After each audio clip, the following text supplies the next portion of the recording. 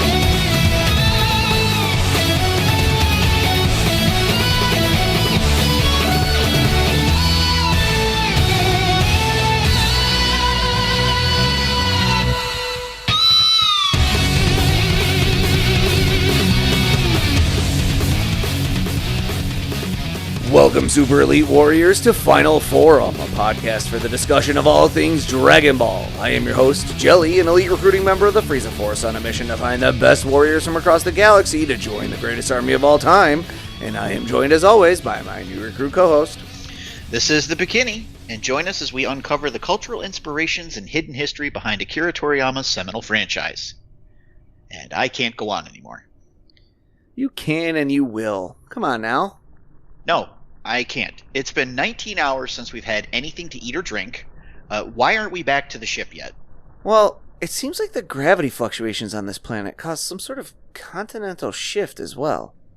Meaning, we really should have marked our ship's location via its proximity to a gravity well of specific thermal energy, because that's basically the only way to navigate on this planet. Nothing stays in the same location for more than a couple hours, and everything slides around the surface constantly. Are you saying what I think you're saying? There's absolutely no way of knowing how close or far we are from our ship. I knew it. We're gonna die out here. I wouldn't say that. I would. We have no food. We have no water. We have no way of finding the ship. The homing beacon isn't working. Well, I admit it doesn't look great, but look on the bright side. Which is? This is a good weight loss program. Well, now that you're in a better mood. I am not. In any event, in order to keep your mind occupied. And not focused on how I'm slowly dying? Right. In order to keep your mind engaged, let's get into this week's topic. And this week, we've got 5 more episodes. Yes, we've got episodes 16 through 20. This is going to be a thing with Dragon Ball Z people, and I mean, I would very rarely expect it to be less than 5 episodes at this point, frankly, knowing how much more padding there are in future episodes. It's fine. We can keep doing 5 episodes at a time. My writing's fantastic. People love my jokes. There's no problems here whatsoever. Hey, I have just at a back of the napkin sort of thing. Yeah. Calculated it out. If we were to do 5 episodes at a time, not accounting for Marches, Octobers, interviews, spotlight episodes, detours into video games, but including commentaries, we have 80 episodes of our podcast of Dragon Ball Z. So yes, I would very rarely expect fewer than 5. So what you're telling me is I have job security with the Frieza Force. Exactly. Excellent. All right. So we're going to kick off this week with episode 16, titled Plight of the Children. Gohan somehow survived despite being unable to swim on his little boating excursion. And he's washed up on shore where 2 other kids are kind of like poking the dead body with a stick on him. Ram and Chico, which are their names, are a couple of orphans, and despite not having much, they take Gohan in and look after him. In fact, all the kids in town are orphans due to a tsunami that wiped them out. Somehow there was no emergency response that found these kids. More on that later. But anyways, there is a van of adults pulling up to the building, and I'm sure they're here to help. Luckily, the kids have a Rufio in Pigero, which is like this. He's like the cool older brother of the group that looks after all the orphans, I guess. And by look after them, I mean like climb around in rubble and steal from the local markets to survive. He also has PTSD flashbacks while sitting in a tree at night, which is, a great thing for someone who's looking after a bunch of children to have. So yeah, he seems like the best option for these kids. Eventually, Gohan comes clean about having a family, and everyone decides that they want to help him out on his journey home by committing auto theft. They attempt to steal CPS's van. Goes about as well as you'd expect. Unfortunately, CPS brought the cops with them this time, so it looks like everyone's getting hauled off to the pokey. Gohan helps Pigero escape with his sword, which is like the first time we've seen him use it against like another person. Yeah. But when the two of them go to escape, they leave the rest of the kids behind. Pigero takes Gohan to Mount Paozu, where his family lives, and reveals that he's had an attack of conscience because he knows that those people will actually give the orphans a better life than he can. So after a quick goodbye, Gohan runs the rest of the way home. And as he sets eyes on his home for the first time in months at this point, he also makes a tough choice. He decides to return to training so that he can protect Earth from the Saiyans. And that leads us into episode 17, titled Pendulum Room Peril. Now that Gohan is fully committed to his training, and I want to point out really quick that his training is vastly different from what Goku experienced at his age. And I think this is an important part of his character, which I'm sure we'll get to at some point in the future. But like, holy crap, this kid's training's rough. So let's check in on how the second string are doing. Remember, Tien, Chaozu, Yamcha, Krillin, and Yajirobe are training on Kami's lookout. They've been there for 2 months now, and Kami still hasn't really taught them anything. They've just been kind of, getting used to the thinner air and everything like Goku did when he first trained there. They implore him for teaching, asking for the same lessons that he gave Goku. Kami reveals that he actually didn't teach Goku anything. They complain to Mr. Popo, who relents and takes them to the room of space and time, which this time around is beautifully animated with like this grandfather clock pendulum type thing going on. And there's some great art in there. Mm-hmm. He transports them to another planet where they can face off against a couple of actual Saiyans. The boys decide to try their hand, and what follows is a whole episode of Cheeks getting absolutely clapped. Also, real quick, I find it kind of funny that like they don't even bother trying to catch Chaozu or Krillin as they're falling like a mile off of this cliff that the Saiyans threw them off, even though like multiple characters can fly at this point. Fortunately, like in the Marvel Universe, death doesn't seem to stick when you're traveling through time, so the boys return home to the room of space and time upon their defeat. And the only thing worse than the embarrassing loss is Kami giving them some unvarnished truth. The Saiyans you just met were only about half as strong as the ones on their way. So with that fun little bit of news, we make our way to episode 18, titled The End of Snake Way. So we open this ep on more of Gohan's training, but it quickly changes to a sort of nightmare / recap of Goku's death, which forces Gohan to awake and gaze upon a full moon. How the hell did that happen? Piccolo blew up the moon already. So while it turns out that Goku's old Saiyan space pod just so happens to be near where Gohan and Piccolo are training, and it's like projecting a full moon onto the sky somehow. While he doesn't fully transform, there's sort of rage kind of falls over Gohan. He becomes very animalistic. He even regrows his tail. And once the tail actually regrows, that's when things start to get really complicated, because now when Gohan gets an eyeful of fake moon, he gets the Piccolo's problems get a whole lot bigger. Piccolo tries to, but luckily Piccolo's big problem also casts a big shadow on the moon itself. It's, a projection, guys. Armed with this knowledge, he soon finds the pod and blows it up. Crisis averted. Back in the afterlife, Goku's reached the end of Snake Way, except there's nothing there? Or is there? It seems there is something there. It's just this incredibly small planet. Goku manages to fly out to it and quickly learns something interesting about King Kai's home. The gravity there is intense. He also meets a monkey who isn't King Kai and devolves into a real case of monkey see, monkey do, which brings us to episode 19, titled Defying Gravity. So Goku finally made it to King Kai's to begin training. Our first lesson, dad humor. The test, make King Kai laugh with a pun. Turns out, Goku's a natural, even though he doesn't really understand why they're funny in the first place. He must have gotten the update when he became a dad, I guess. Next up, we have an explanation of Kai's enhanced gravity. But Bekinney, science isn't training. Wrong, I say to you. Enhanced gravity just means that something as simple as walking around becomes arduous training. So Goku's standing there while King Kai determines how much time they have to train and explains to Goku the chances are being slim to none for success, actually weirdly makes him stronger. So now we're on to our first actual bit of training, which is to catch Bubbles. So who's Bubbles? Well, the monkey that, Goku mistook for King Kai at first is Bubbles. That's his name. Bubbles is actually pretty quick. So he decides to ditch his weighted training gi to kind of give himself an advantage to boost his speed. But unfortunately, it's not quite enough to catch him. They decide to break for lunch, but before they start, after lunch, King Kai tells Goku, hey, put your weighted training clothes back on because it'll make the training even more effective. Like it'll increase your odds of success.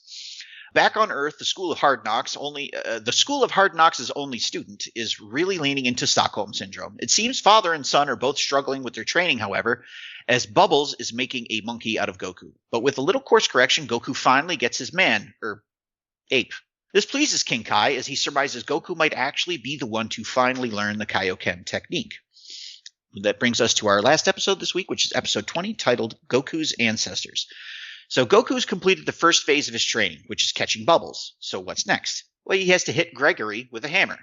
Gregory is this little brown-nosing cricket that moves at incredible speed. I guess we're going to get a lesson on when an unstoppable force meets an immovable object. The outcome? King Kai's planet and Sweet Ride get trashed. At Kami's lookout, the other Z-Warriors are making progress, and I think Yajirobe is flirting, given how he's trying to eat Krillin's backside. Anyway, Goku still hasn't hit Gregory when dinner time rolls around, but King Kai decides to impart on him some knowledge about the Saiyans to sort of help Goku understand his enemies. It turns out the Saiyans live on planet Vegeta that they used to share with the Sulfurians, which I'm going to just call Truffles because, I grew up on the dub and Truffles is just easier for me to say. So the Truffles were a scientifically advanced race, but physically smaller than the Saiyans, while the Saiyans were these massive, brutish, and very strong, kind of parallels to cavemen almost. Unfortunately, Truffle science could not stop the Saiyans from rampaging and wiping them out. Their full moon on planet Vegeta only happens once every 8 years, but it turned out to be the deciding factor in the war for Truffle genocide, I guess at this point you would say. What followed was an expansion by the Saiyans into space, using their strength to start a planet-selling business that earned them more wealth and newer tech. This all dramatically came to an end, however, when their version of Kami got sick of their crap and cast Meteor Shower on planet Vegeta. That's totally how that happened, and there's no way King Kai got that story wrong. After 2 weeks of Goku making Kai Planet look like a golf ball, Goku succeeds at finally hitting Gregory very lightly with the hammer. This earns him the right, finally, to learn the secret Kaioken technique that King Kai himself never perfected, as well as his secret finishing move. Ooh. So these episodes, I think, are not as well paced as the previous 5 we did in the last episode. I know we mentioned that last episode. However, there is some fun stuff in here, so it's not like a total waste of time. Kai's training is pretty funny, and some of the jokes are pretty good, but when you listen to it in the original Japanese and me not knowing Japanese, so I'm not getting the pun. I'm just seeing the translation. My reaction is perfectly matching Goku's in those episodes. Like, huh? Huh? What? Oh, ha ha ha ha! Funny joke. The jokes, I wish I had written down what they are in English, because there's no way that they are the jokes that are being said in Japanese. Oh no, they're absolutely not. I wish I had written them down, because yes, there is just absolutely no way that they are the same. I'm gonna see if I can find some of them. Yeah, I'm not a big fan of these episodes. They're not great. The one that really hurt me was the Plight of the Children one, and not because it's kind of depressing, and it is a depressing story, but Gohan's choice to kind of get all the way home and then go, no, actually I want to keep training, kind of makes the whole journey that he had sort of pointless. Yeah. that episode, I didn't put any notes on that episode, but doesn't it kind of remind you of Oliver Twist a little bit in some ways? Yeah. Like with Pigero almost taking the role of like maybe the Artful Dodger. Mm-hmm. Yes. That's kind of where it felt to me. I don't know if there's I didn't look into it deeper than that to find out, like, is there a Japanese version of Oliver Twist? You know, like. It's a good question. I was thinking more of like a like Pan and the Lost Boys type thing. Yeah. You mentioned Rufio. Rufio. And I was like, oh yeah, Rufio, especially with it being Pigero or Pigero. Yeah. Depending on how they pronounce it. But yeah, that definitely. Oh, the one of the jokes that King Kai tells, I don't know if this is even close. It's when he's like pretending to talk on the phone, and he's like, "You don't say, you don't say, you don't say," and Goku's like, "Huh, that's weird," and he's like, "No, you're supposed to say, who was that?" And then I say, "He didn't say." Yeah. I don't know. Is that how it was translated? Not quite. Yeah, it's slightly different, but that's like the general gist of the joke. Yeah. There's got to be I should have I wish I had written down what they were, because I mean a lot of them were typical standard 90s 80s jokes that like your dad would have told, and there's just no way that those culturally are identical. Or even generationally. Yeah, right. At this point. But so yeah, that episode though, like that is probably my favorite episode of these, is when he gets to King Kai, because even the one with the Saiyans, I just kind of feel like I don't know. It's like the whole, oh, we're gonna send you back through, like that's just feels, again. We've talked about the filler on this show, where there's like the good filler is like the filler that just kind of is unto itself and does like a little 20 minutes and is really good. Mm-hmm. And the filler that I don't jive with as much is when the show just kind of copies itself. Yeah, or even like if you can take the episode and just remove it and nothing else in the show changes, I feel like that's shaky, because like you said, some episodes do it okay and it's a self-contained thing and it's a lot of fun, but then a lot of times they do it and it's like it didn't really accomplish anything. Yeah, and that's like the episode with like fighting against the Saiyan. I don't know. To me, that just, not only is it the show repeating itself, it's the show repeating, because even sometimes that can be kind of interesting. Is like, oh, what is the anime staff gonna do with like essentially, this is what like a lot of the movies are. What's the anime staff going to do with a retelling of the Cell Saga when they only have 80 minutes, you know? Mm-hmm. and that's like what the entire Android 13 movie is. Yeah. And so that can be kind of interesting, even though there's not maybe any like subtext to it. But what I don't find interesting is when the anime just repeats its own filler, and that is sending the Saiyans back, or sending them back to fight the Saiyans, is just the same as like sending Goku back to fight the various tests that he did during his training with Kami, during his training with Mr. Popo. Yeah. And like now you're repeating yourself. Like I maintain that episode is better on rewatches when you know the beatdown that's coming and you can just laugh at them. It has been a long time since I've seen that episode, especially because I've mentioned before, I'm a dub first person. The last time I did a series rewatch of Dragon Ball, I want to say 5 years ago, maybe further back. Mm-hmm. Probably further back. I actually explicitly set out and tracked down the Ocean dub, because I was like, oh, I want to see the thing that I legitimately actually like first saw. Sure. And they cut out a lot of the filler episodes. Oh, I didn't know that. So like the Pigero or Pigero episode, whatever, like that episode didn't even click off in my memory. I don't know how many times I've ever seen that episode before this rewatch, maybe once. And nothing of value was lost. And you know, like I know this was our previous episode, but like the Hiffle episode, and we didn't really talk about. I mean, we've talked about Hiffle in the past. It was changed for censorship. Yeah, that's really all you need to know. But like that episode was so altered that there's like, and they took, I forget they took other parts from other episodes because it got so hard to constantly paint over the word hell and change it to Hiffle that they like took other pieces from other episodes and inserted them in. Apparently that episode is like almost a different episode in the Ocean Group dub of old because of the censorship. I'll have to look that up then, because it's been a while since I've seen the Ocean dub stuff. I'd be very curious now to see how much they changed. Yeah. So yeah, and yeah, Hiffle. We do a little thing here sometimes where we talk about Hiffle happenings and talk about like weird changes in translations and things like that. And yes, Hiffle, for those who don't know, for those who might be joining us for the first time, Hiffle was when the episodes were ported over from Japan to America.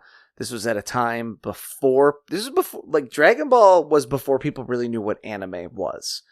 And before anime it hit the mainstream.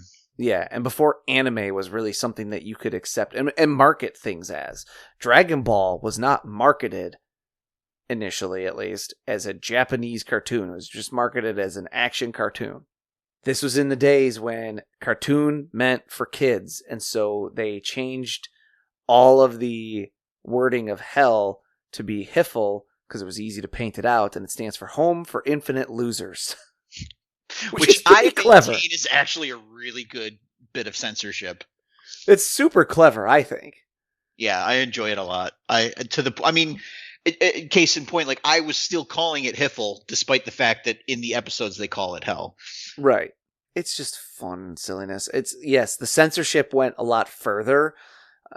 I know in movie number 1. No, hang on. Was it? Yes. In Curse of the Blood Rubies, I think it is. Mm-hmm.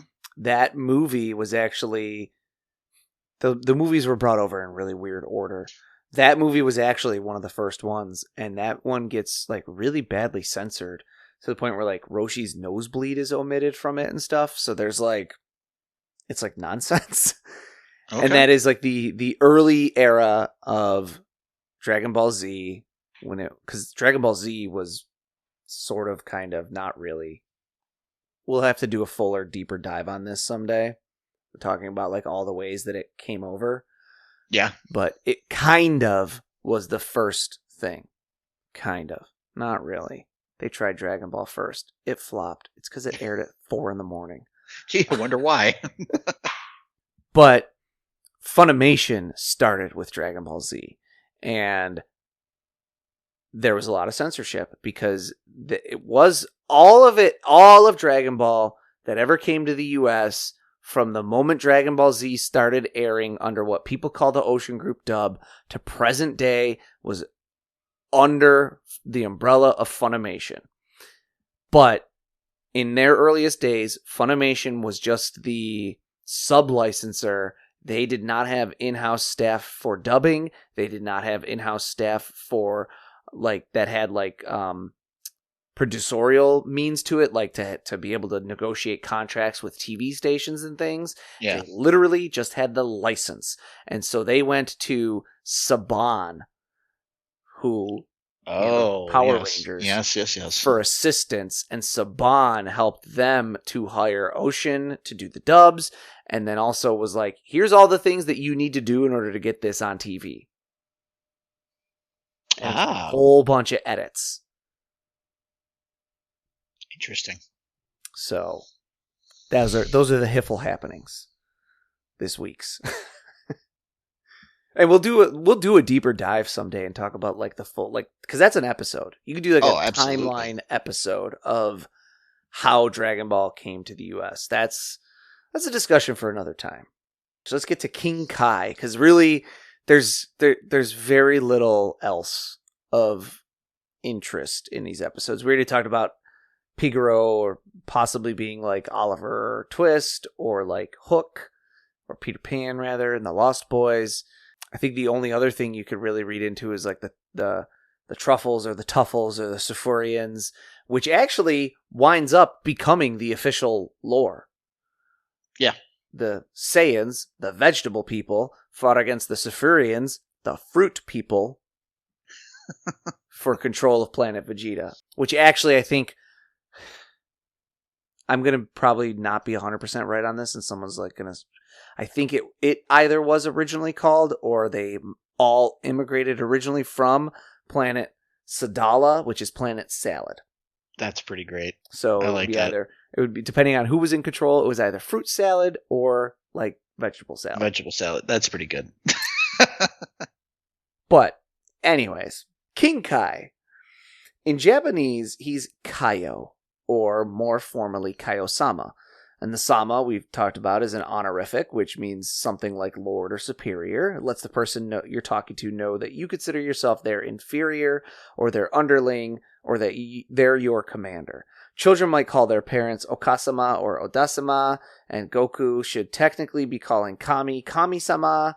These are things that Goku always gets yelled at for being too casual about, the lack of honorifics.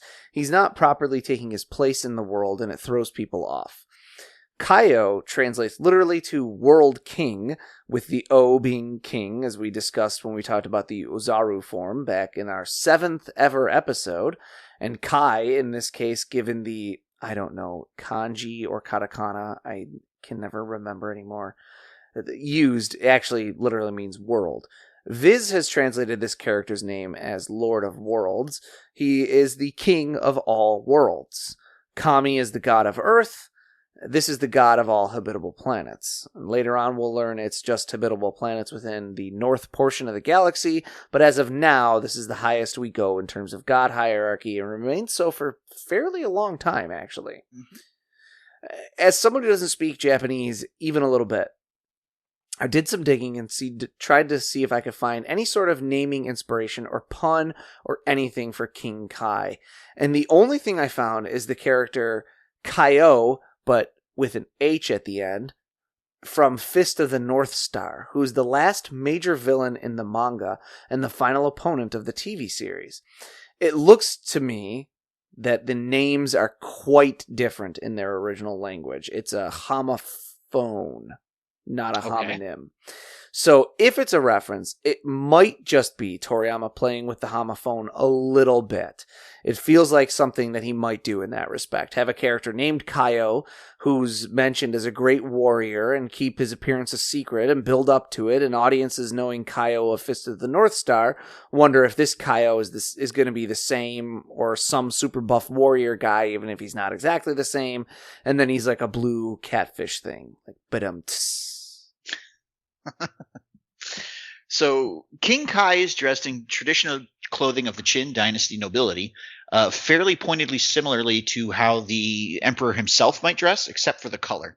Blue-black was a color worn by priests, noblemen, and high-ranking officials in the emperor's court.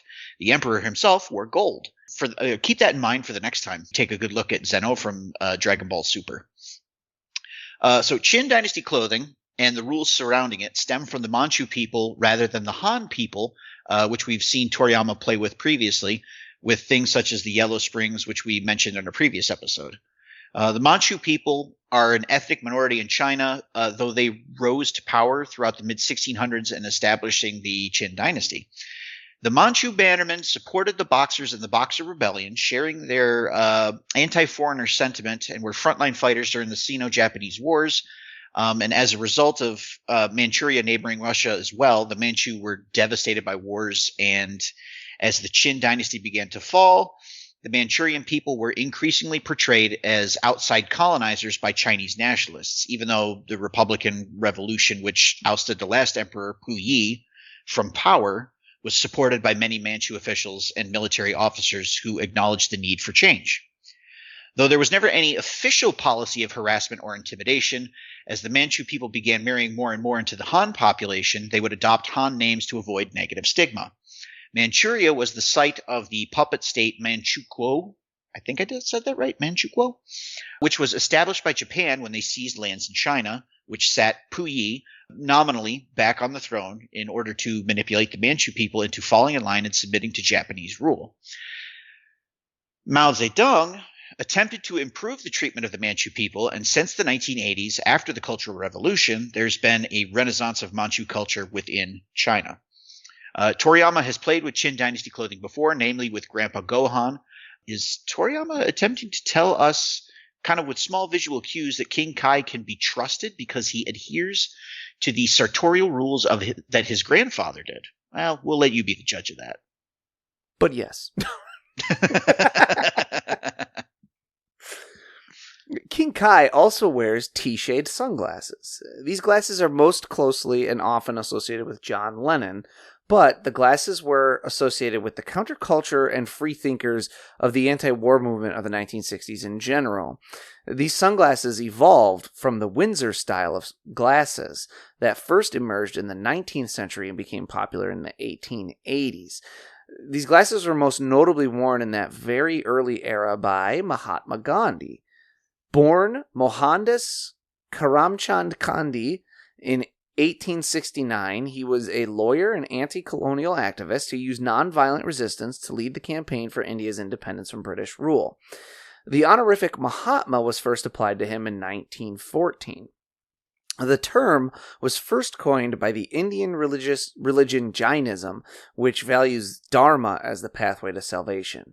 The Mahatma of Jainism were scholars of the religion who were not celibate. That's all they were. They were scholars who were allowed to be married.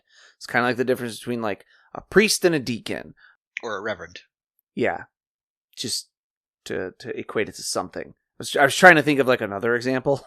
like a friar and a monk, but friars and monks are both celibate, so... Well, not according to the movie Van Helsing. Bastion of historical accuracy. Yeah. In 1650, a Mahatma named Hiranada wrote the Mawaid Ramayana manuscript, which is considered one of the most beautiful manuscripts in the world and details the story of Prince Rama, who was exiled by his stepmother and faces a series of hardships during this exile, including rescuing his wife from the 10-headed demon king Ravana with the assistance of an army of monkeys. Interesting. Rama is a major Hindu deity, one of the most popular avatars of Vishnu, and is most often depicted as having blue skin and wearing reddish clothes. What? And the tales of Rama are imbued with much symbolism. That is a masterpiece of Indian philosophy, offering a framework for the understanding of the world and the nature of life itself. It informs the entire culture and is more complex and layered than typical Western templates depicting good versus evil, where there's a clear distinction between the immortal, powerful gods and the mortal, struggling humans. Rama is both a divine human and a mortal god, incorporating both in the shining example of one who transcends both humans and gods. So, if you're going to equate him to someone, I would not make this comparison 1-to-1. I'm going to stress that. But the difference between Jesus and like every other depiction of a god that had existed in Western media before was that God was pure and immortal and stood above. And even in the days of polytheism, when you talk about like the Western like god pantheon of gods, there's like they're always above humans and they're always more than human. Even when they have and make mistakes, they are more than human. Jesus was 100% God and 100% man. And that was a very weird sort of combination at the time for a lot of people in the West. But Rama is like that in India. Huh. Not a 1-to-1 comparison. We're just pointing out some story similarities, folks. The legends and mythology surrounding Rama are so influential that many Buddhist texts even claim that prior to his achievement of enlightenment during his lifetime, the Buddha was Rama in his prior life cycle.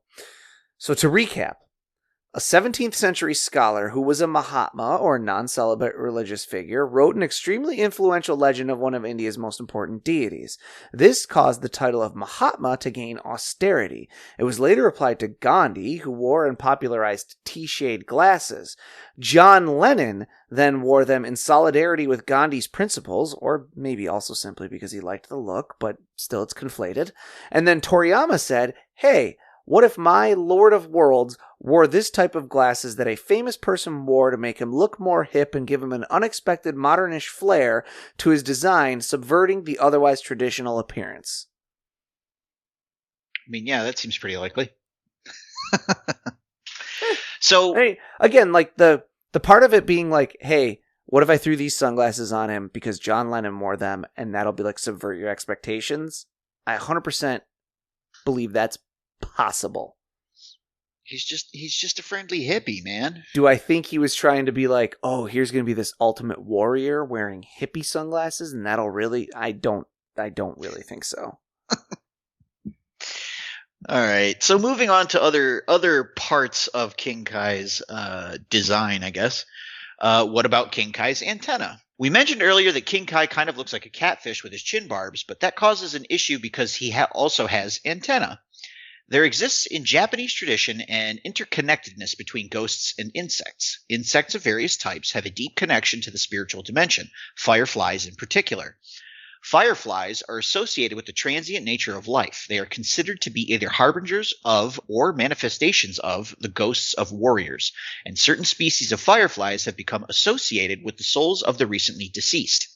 This is due to the resemblance of a firefly floating through the night with the hitodama, a ball of fire in Japanese folklore that is said to be the souls of the dead separating from their bodies. In Okinawa, hitodama are said to appear before a child is born, and in Chiba Prefecture, they are said to go towards temples and people they have a deep relationship with, and that by the time a person turns 28, they will meet one, whether or not anyone close to them has died.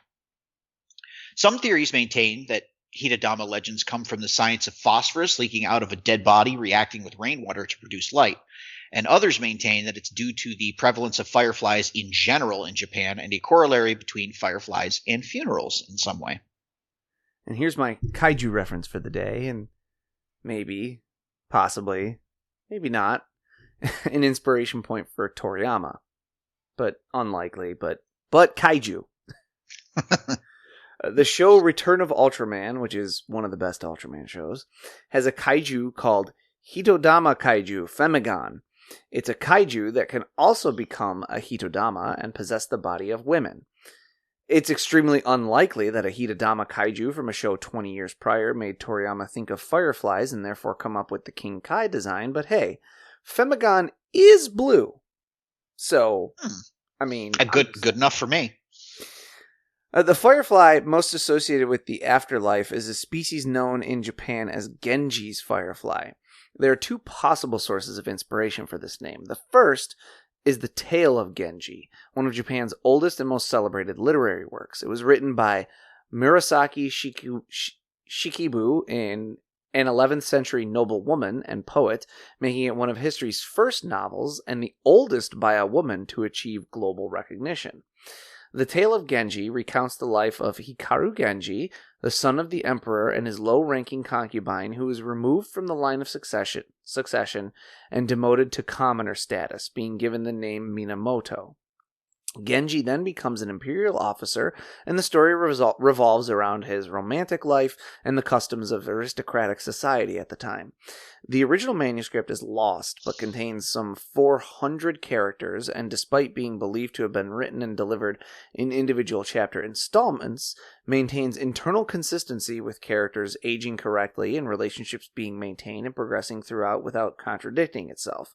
So, like, this thing was written chapter by chapter by this woman, delivered to some nobleman, but she, like, I don't know. She did her homework on her own lore. Yeah. Props to her.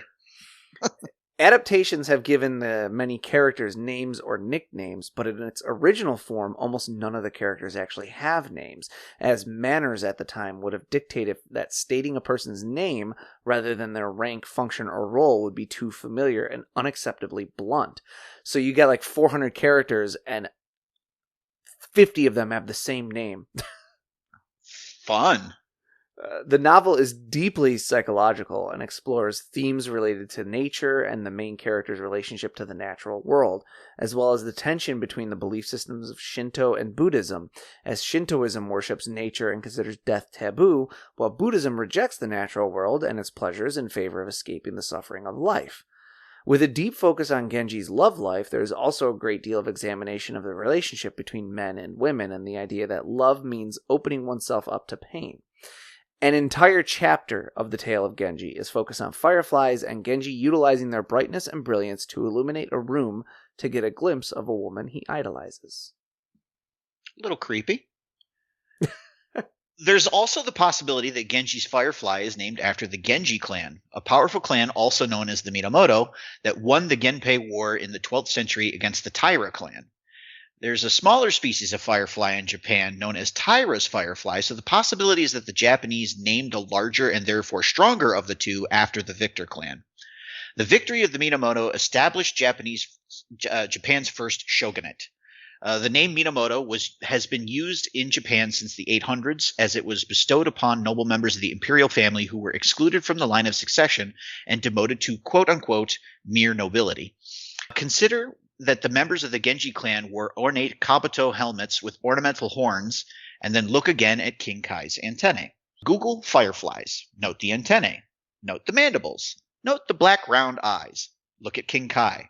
I feel like this is an Old Spice commercial right now. We contend that King Kai is a firefly version of the deity Rama.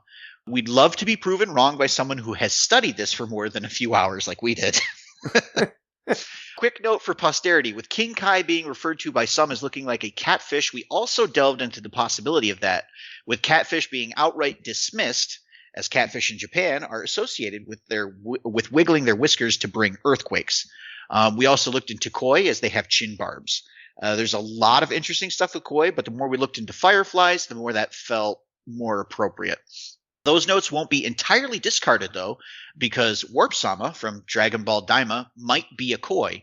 So whenever we finally get around to Daima in, like 10 years from now, in a more official deep dive capacity, we can sort of revisit those notes and use what we've drummed up so far. But suffice to say, blue koi with red markings are noted as representing masculinity, peace, and tranquility. When paired with black, blue koi can represent overcoming adversity or obstacles. That perseverance, paying off to grant rewards, being associated with blue koi, had us thinking there was something there for King Kai, and possibly there is, but we still maintain that firefly is even at the expense of the pun, King Koi. What a sad day to lose that pun, but... I know, I wanted that so bad. But no, I think...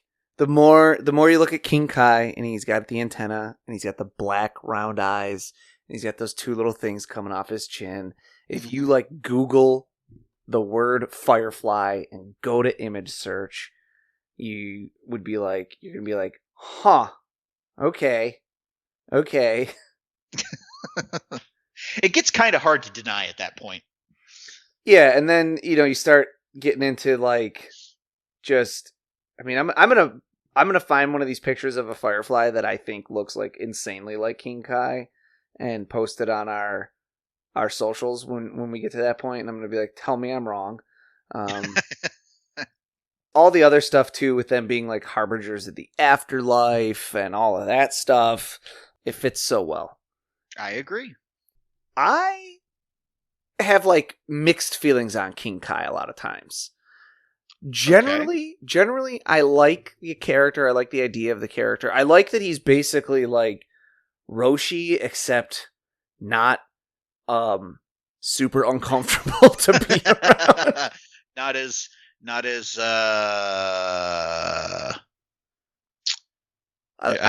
there's no real good way to put it. I like just saying, I think you got it. But let's just put it this way, folks. King Kai has never shrunk himself down to the size of an action figure so that he can sneak into a bathroom to watch a young woman use it. Yeah. True. I think that sums it up. Yes. The unfortunate thing with King Kai, I think, is because of his role and because of a lot of his abilities, with being, telepathic and things like that, he gets slotted into a lot of filler. Mm-hmm. And so there's times where he gets like kind of grating and annoying because you're spending more time with him than you should be. Yeah, I could see that. Absolutely. But generally, I do like the idea. I like the idea that, because I don't know, it's tough. Toriyama hasn't taken a single consistent stance on Goku's teachers. Roshi definitely subverted your expectations, definitely was not what you would expect from a martial arts master in terms of his personality or his appearance. And then Korin, not what you would expect appearance-wise, but his personality is very more grandiose, more than Roshi's for sure. Yeah. And then Kami, still kind of not what you would expect appearance-wise, but definitely personality-wise. Kami he's what you would expect. Yeah. Right? He's that austere sort of master. He's got a lot of wisdom, but like he never outright tells you specifically what he wants to tell you. He wants you to sort of figure it out on your own. Right. Speaks in riddles a little bit. So you might be kind of thinking, oh, every step along the way, Toriyama has gotten more and more like serious and close to what you would expect from a martial arts master. Especially because, yes, his appearance is not what you would expect, but it is the appearance of a martial arts master. Just an evil one. With Kami. So you might be thinking like, oh, he's getting more and more serious along the way. And then, nope. Now comes King Kai, who's this like, I almost hesitate to use the word roly-poly, but at the same time, he's round. He is pretty roly-poly. Yeah. He doesn't have the body that you would expect. He doesn't have the personality that you would expect. I like him from that respect. He does introduce some other kinds of issues, though, of like, anytime he's not telling people things telepathically, why is he not?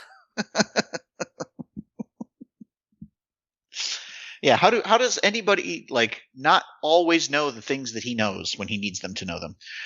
I personally, for me, I really enjoy King Kai. I think he's a lot of fun as a character. What's weird is, for me, he is actually what I picture for a martial arts master in a lot of ways. Because when you look at his situation, he lives on this teeny tiny little planet that has, what is it, like 20 times Earth's gravity or something like that? 10. Or is it 10 times? 10 times Earth's gravity. So, like, this man has devoted himself to training literally every second, like every waking second of his life. Okay. And him just existing on that planet by itself is always training him physically, right? Okay. And then his personality is exactly what I would expect somebody who's lived with a monkey for a couple centuries to be. The dude is so hard up for conversation that he's like, I got to start with the dad jokes because I've got a million of them built up. He does kind of have the Yoda thing going on to an extent. That too, yes. He's very Yoda coded as well, which I greatly enjoy because I also very much like Yoda. But yeah, no, I think he's a lot of fun as a character. I can absolutely see where you're coming from, where it's like, oh, the masters up to this point have been getting more and more serious, and this is sort of like a reversal of that, the reversal on the reversal, if you will. But I mean, I feel like it's a good fit. I feel like, especially with the way that he trains Goku, like Goku doesn't even realize for the most part that he's training, doing the things that King Kai is asking him to do. He just sees it as a test of, oh, I got to do this thing so that he thinks I'm ready for the training. But in actuality, these tasks are the training to be ready for the real training. Right. And that's everything in Dragon Ball has gone that way, except for, well, we never really, in the manga, we never get to see Kami's training. Well, I mean, according to Kami, there was no training. That also, like, that part kind of rubs me the wrong way. Yeah, especially when like we suffered through the filler episodes of Yes. training. and that's why is it's like if you anime staff hadn't gone out of your way to show us Goku training with you or with Kami, Mm-hmm. I could actually get on board with that joke because Toriyama never shows it to us. Like if Toriyama had done that exact joke in the manga, that'd have been great. I think it'd be great because because Toriyama never shows us his training. And so it'd be great if he was just like, oh no, I never actually trained him. And I think it would make also for a nice character moment with Goku, because when Goku is faced with like being in this place without being given a training regimen, he figures out a way to train. Right. Like that's how devoted to it he is. But no, Kami's training was very prototypical, but Korin's was not. Yeah. Roshi's was not.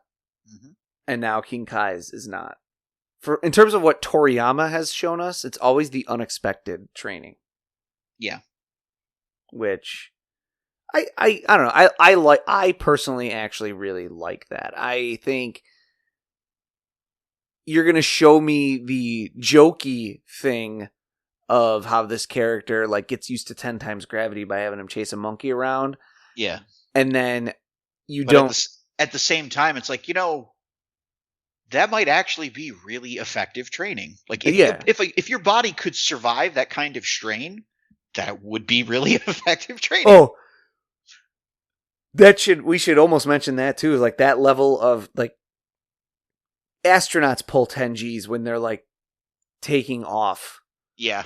And it is such a stressful amount of pressure to put on your body that people like pass out. So yeah, like your heart can't even pump blood through your veins at that weight.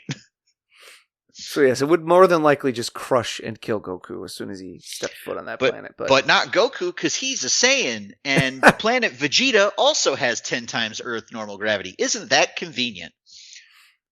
Well, but the thing is, I also kind of like how that sort of reframes Goku's situation, because he was the strongest man on Earth, struggling to move on King Kai's planet, which has the same kind of gravity as Vegeta, is him moving from being the strongest human to now being the weakest Saiyan. Right. Yeah. And now him just trying to get up to par with where his people are. Right. It definitely is that. It's that good escalation of stakes, right? Of letting you know, of letting Goku know. The game has been changed. Yeah. There's another level out there. There's a whole other level out there. So, but yeah, King Kai is cool. I generally like him. It's really interesting though, his voice performance in Japanese and his voice performance in English, so very different. Yeah, because like his obviously I don't know Japanese, but it sounds to me like the Japanese voice actor is trying to do more of like a traditional like master type thing. He's trying to convey like seriousness. He's got more gravitas to his. He's got more of a gravitas to his being voice. Undercut by the puns, which is a very Toriyama thing. Whereas with the English dub, Kai's voice is a little goofy. He can be serious, but it's a little goofy, and so the jokes don't undercut it so much as sort of like reinforce that goofy aspect of his character.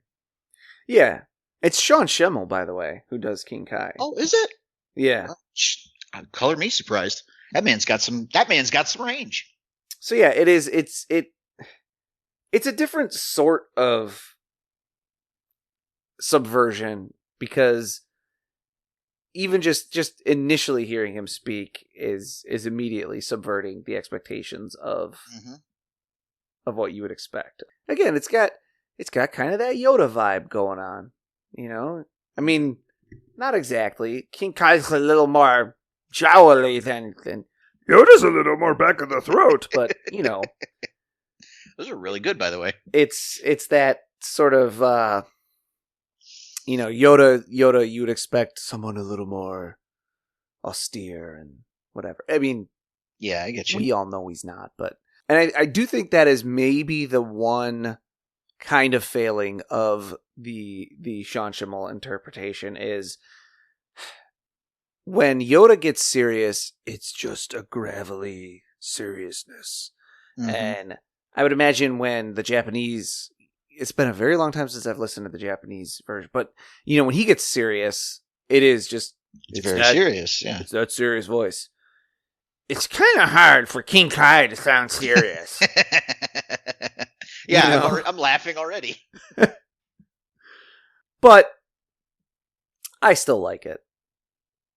Solid character, and I'm glad we're going to be having him around for a while. Yeah. He's a good time. Yes. I would party with King Kai on his planet. Oh, absolutely.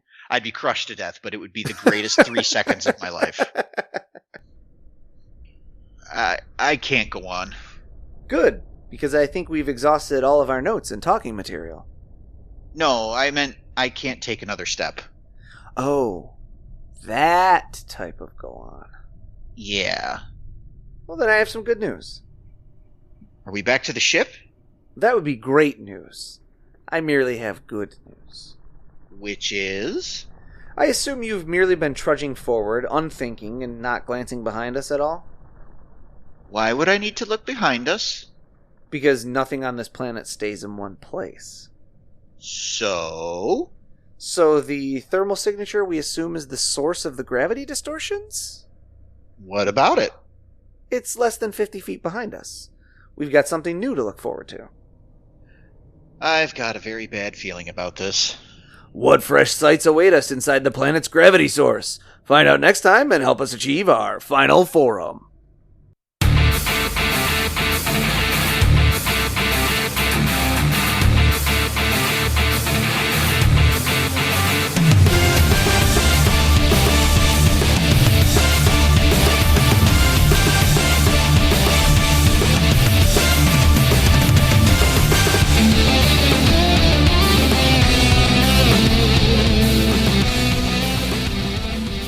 Final Form is written and produced by Tom Gwelly. It is performed by Dan Kinney and Tom Gwelly. Our webmaster is Dan Kinney. Our theme music is provided by YouTube content creator GVG Kit. Want to learn more about the Dragon Ball universe, including concept art, behind-the-scenes interviews, and recommendations from Jelli and Bekinney? Connect with us on social media. Like us on Facebook, follow us on Twitter at Final Forum Pod. Make sure to subscribe, rate, and review wherever you receive your podcasts. And of course, make sure to share it with your friends and family and help us spread the word of the glory of Lord Frieza. The Frieza Force thanks you for your listenership.